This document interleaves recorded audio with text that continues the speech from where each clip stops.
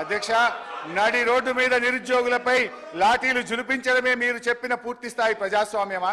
Arts కాలేజీలో జరుగుతున్న లాఠీ చార్జిని చిత్రీకరిస్తున్న జర్నలిస్టును అసభ్య పదజాలంతో బూతులు తిట్టి కొట్టడమేనా కాంగ్రెస్ మార్కు ప్రజాపాలన? అంగన్వాడీలను, ఆశా వర్కర్లను తమ డిమాండ్ల సాధన కోసం రోడ్డెక్కితే అణచివేత, ప్రతిపక్ష కార్యకర్తలపై ప్రతీకార దాడులు.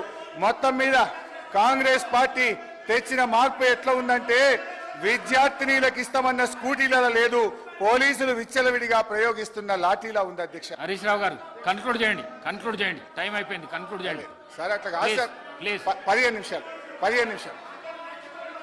అధ్యక్ష, ఈ ప్రభుత్వంలో లా అండ్ ఆర్డర్ ఎంత ఘోరంగా దెబ్బతిన్నదో, ఎందుకంటే హోంమంత్రిగా కూడా ముఖ్యమంత్రి గారే ఉన్నారు, మరి ఇవాళ ఆర్థిక మంత్రి గారు కూడా సమాధానంలో చెప్పాలి. ఈ ప్రభుత్వం వచ్చిన 8 నెలల కాలంలో లా అండ్ ఆర్డర్ బాగా దెబ్బతిన్నది. అధ్యక్ష, మర్డర్లు